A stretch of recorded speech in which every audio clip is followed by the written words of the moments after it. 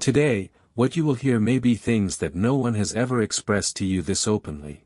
If you watch this video until the end, you will better understand the reason for the tightness you feel, why you keep moving yet feel like you're not getting anywhere, and how you can break this cycle. I promise you one thing, after watching this video, you will look at the world with a different perspective. If you're ready, let's begin. Have you ever thought about it? Life, after a while, seems to move forward as if on autopilot. You wake up, go to work, spend, sleep, and you keep going without questioning why it is like this. No chains, no handcuffs, yet you live inside an invisible circle. Nietzsche once said, "And those who were seen dancing were thought to be insane by those who could not hear the music." But what if the music you hear is actually the grinding noise of the gears that keep you turning? The modern worker has become so conditioned, obedient, predictable, in debt, and freedom is presented as something like choosing between two bosses. The rat race is not a mistake, it is a planned structure. And right now, you are paying the price of running non-stop. The real question is not whether you are in this race. The real question is, when will you accept where the wheel is taking you? Fear is the most valuable currency of the system. From the first day you start school, there is an unofficial but constantly repeated lesson: if you don't obey, you will suffer. The red pen, the low grade, the teacher's gaze, your family's expectations, all exist to place the idea of obedience into your mental world. You are not taught how money, investment, or wealth works. Instead, you learn how to sit in rows, stand up when the bell rings, and not even meet your basic needs without permission. This is not education, this is a method of social domestication. The modern worker who emerges from this process is exactly the person the system wants: obedient, afraid of taking risks, someone who sells their time for wages, someone who mistakes dependency for security. The diploma is shown to you as a certificate of knowledge, but in reality it is a certificate of conformity. It is a piece of paper proving your ability to repeat what is said, accept what is assigned, and do what is required. Now you are ready to join the labor market. You are programmed to create value for others while being unable to truly save for yourself. The fear of unemployment, the fear of bills, the fear of what others might say outside, all are made to feel like an invisible electric fence. You can't even think of escaping. The effect of fear comes before intention. The system calls this reality. But the truth is this: you have become the fuel of a machine that moves incessantly. Bonhoeffer says, stupidity is a more dangerous enemy of the good than malice. The average worker is not evil, they are simply raised in such a way that they cannot see they are working against themselves. Even when someone tries to wake them up, they defend the very system that enslaves them. This is where the mastery lies, making the slave defend their own cell. You study for years but never learn how money works. You graduate without knowing what compound interest is, what income-generating assets are, or how banks create money.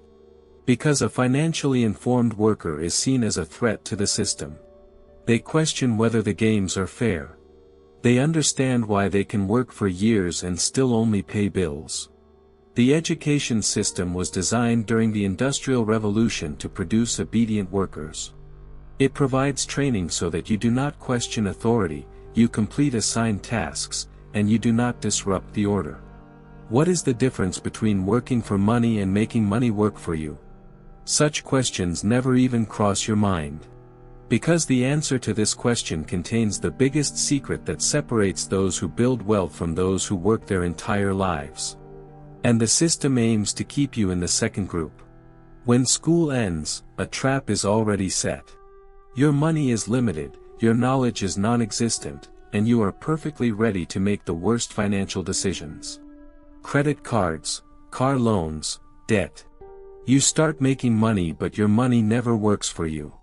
It gets lost in bad investments or disappears in banks. And so, without even realizing it, you become a gear that constantly works for the system but does not progress much in your own life. In reality, there are two economic groups: those who earn through their time and those who make their money work. The middle class places itself somewhere between these two groups, but in reality, it is simply a higher-paid version of selling time. The more they earn, the more they spend, the more they spend, the more they must work. This is still a race. Just a slightly fancier version.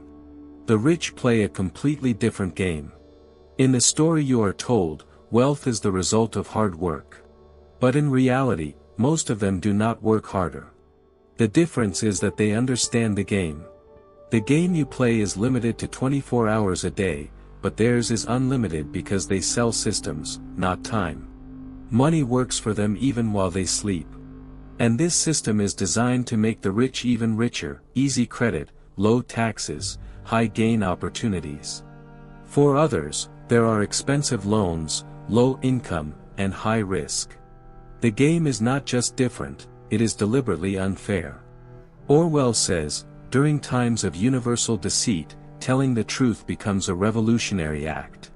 The truth about the money game is revolutionary for this reason. It tears apart the myth that supports the system. Most people end life in the class they were born in. Because they play the wrong game, fight based on the wrong rules, and continue competing with opponents who have invisible advantages. Working has been shown as a form of success in society. Your family would say, find a good job. As if finding a job were the most important purpose of life. We have turned into a society that defines itself by its job. But nobody asked, why are you selling most of your life to make someone else rich? In return, you get benefits just enough to keep you there, but never enough to give you freedom. What they call stability is actually the predictability of a prison. As long as you follow the rules, your salary is deposited. As long as you stay quiet, your position seems secure. But this is not true security. It is only the clarity of boundaries. You have traded your potential for a ceiling.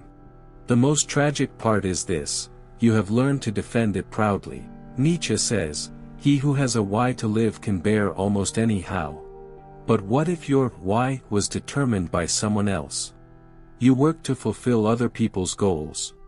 Instead of searching for your own reason, you learn to call the list of tasks given to you a purpose. Modern slavery is effective for this reason. Even chains become unnecessary. A person runs willingly. What advertisements sell is not products, it is identity. Buying a car means buying the image of success. Buying a phone means acquiring status. Buying clothing means gaining a sense of belonging. And here is where the trap becomes perfect. The system makes you work to earn money, then makes you spend that money so that you keep working. Thus a cycle of work and consumption is formed. Debt is the chain of the modern age. A mortgage, a car loan, credit cards. All keep you away from freedom and turn you into someone constantly trying to pay off past purchases. The present is full of anxiety, and the future is mortgaged. Debt makes you a perfect worker, someone too desperate to negotiate and too afraid to take risks. Conspicuous consumption has turned into a kind of social performance. Even when drowning in debt, you feel the need to project a strong image. But no matter how much you decorate it, the emptiness inside grows. You work for things you don't need, trying to impress people who don't care about you. And real life continues in installments. Schopenhauer says, wealth is like seawater, the more we drink, the thirstier we become. The system is designed to leave you thirsty. Because if you are satisfied, you won't want more. If you don't feel this need, everything stops. That's why they always relate happiness to the next thing, the next item, the next vacation, or the next success. And as you move forward, the goal keeps moving further away. Freedom begins the moment you realize you don't actually need the things you were made to believe were necessary. But to reach this point, you must recognize the emptiness you cannot fill with consumption. Without courage, escaping this order is difficult. You must question what you've been taught one by one. Financial freedom is not about having a lot of money. The real barrier is not poverty but understanding that your mind is being controlled. Study, work, spend, retire. This is not a life plan, it is simply a production cycle. The first step toward freedom is difficult, accepting that you've been deceived. Seeing that most of what you were taught was not meant to free you but to keep you compliant. This acceptance can be painful, but it is also a door to freedom. Then comes unlearning, the process of undoing what you've learned. You must free yourself from identifying with your job, your home, your car, and your diploma. You must gain an image of who you really are when these things are stripped away. This is where true freedom is born. When you no longer feel the need to prove anything to anyone, when you free yourself from the pressure of social approval, and when you ask yourself, what do I really want? That is where real transformation begins. Rebellion does not always have to be harsh. But it must take shape through thought. Redefining success criteria, questioning assumptions, and realizing that the system works only when you believe in it. When you withdraw your belief, the chains begin to dissolve. True freedom is based on three main steps: earning more, spending less, and using what you earn wisely. But before all of these, mental freedom is the most important step. You must leave behind the tamed worker inside you, the self that constantly consumes, and the part of you that is chained. This journey may not be easy. People may not understand or may mock you. But at the end of this process, only one thing remains: living your life on your own terms. One last question: will you continue running on the wheel? Or will you accept that the wheel isn't taking you anywhere? If this video affected you, don't forget to write, "I choose freedom," in the comments. And don't forget to share this video with someone you think needs to wake up. Because awareness grows when shared. And most importantly, know that freedom is not a reward that suddenly falls into your hands. Freedom is a quiet but revolutionary question you ask yourself every morning when you open your eyes. Am I living for my own life today, or am I continuing to get lost in the roles others have assigned to me? Because the system does not lull you to sleep just once, it tries to put you back to sleep every day, every hour, with every habit. It puts you to sleep easily, distracts and pacifies you with expectations and consumption. And many people return to this numbness not because of their chains, but because they fear the uncertainty that comes with having no chains. Because freedom can feel like a heavy burden, it creates a space where you cannot blame anyone, where you cannot rely on anyone. But that is precisely why it is valuable. In that space, for the first time, you become aware of who you really are. For the first time, you hear your own voice. Remember this: when you choose your own path, do not expect support from others. Many people will not understand you. They will ask, why are you taking risks? Why are you leaving behind what's familiar? Why aren't you living like us? Because when you become free, you make them aware of their own limitations. And some will try to stop you to escape that awareness. They may belittle you. They may mock you. They may say, be realistic. But what they call realistic is often just another expression of their fears. You must know that you do not have to live according to others' fears. You do not have to accept their limits as your own. True freedom begins when you leave behind the identity society has assigned to you. All great changes arise from a decision. A calm, small, but determined choice. Today, I choose myself. This choice may not immediately change your actions, it may not transform your life instantly, but it will change your direction. When the direction changes, the results begin to change as well. Small awakenings open the door to great opportunities.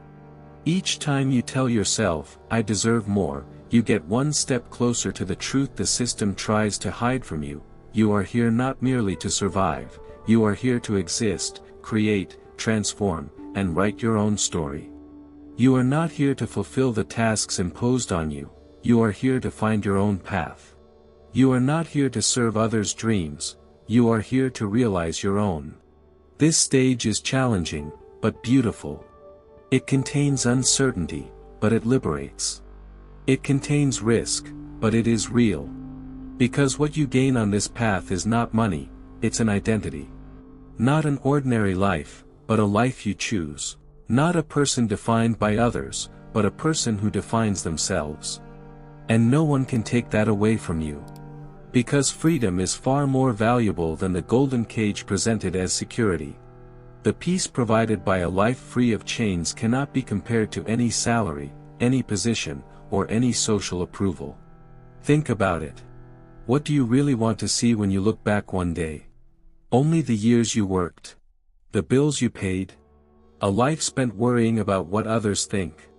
Or a path you built with your own decisions, your courage, and your truths? That path may be more difficult, but it represents you. So that one day, your children, or those inspired by you can say, they chose their own freedom. So that you can feel like the architect of your own life. So that one day, you can say you truly lived.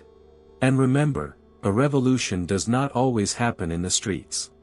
Sometimes it begins when a person discovers their own truth. Sometimes it begins simply by saying, I no longer want to carry my own chains.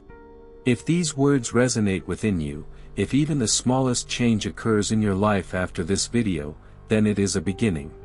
Now I ask you, are you ready to start your own revolution? If you are ready, don't keep it to yourself. Write one sentence in the comments, I choose my own path. Because choosing your own path is the first step toward breaking your own chains. And if you are still listening right now, it means something inside you has already started to move. Maybe it's a small whisper, maybe it's a quiet discomfort, or maybe it's a spark you can't quite describe yet. But whatever it is, don't ignore it.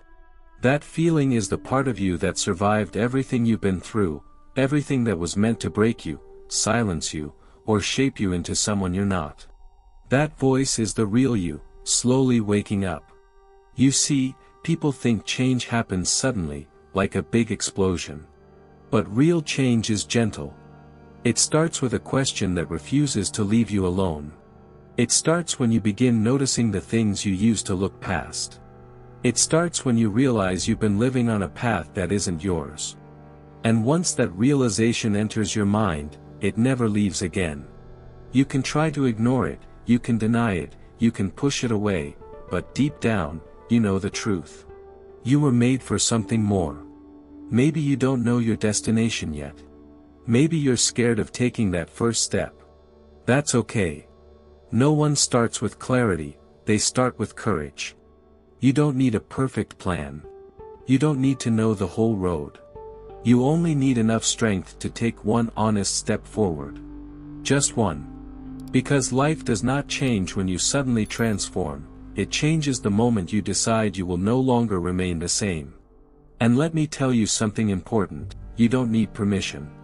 Not from society, not from your family, not from your friends, and definitely not from a system that benefits from keeping you asleep. Your life belongs to you. Your dreams belong to you. Your future belongs to you. And if anyone tries to make you feel guilty for choosing yourself, remember this, people who fear their own freedom will always question yours. One day, you will thank yourself for the risks you took. You will thank yourself for the nights you stayed awake dreaming instead of worrying. You will thank yourself for listening to your own voice, even when the world tried to drown it out. You will stand somewhere new, maybe not richer in the way the world measures wealth, but richer in meaning, in peace, and in truth. And that kind of wealth cannot be taken, cannot be taxed, and cannot be controlled. So let this be your reminder, you are not behind. You are not late. You are not stuck. You are simply at the exact moment where your story wants you to wake up. The world has tried to shape you, but it has never managed to erase the part of you that knows you're capable of more. And that part, right now, is asking you to trust it. If you've come this far, it's no longer an accident. It's a sign. A quiet invitation. A door opening inside you. So take a deep breath. Look at your life one more time. And ask yourself a simple question, if nothing changes, will I be proud of the life I am living? If the answer is no, then maybe today is the day you begin again. Not with noise, not with fear, not with pressure, but with intention. With honesty. With the decision to finally choose yourself. Because when you choose yourself, you don't just change your life, you change your future, your story, and the generations that come after you. Your revolution doesn't have to shake the world. But it must shake you. And if you're ready for that, then say it out loud, quietly or proudly. I choose my own path. Because that is where freedom truly begins.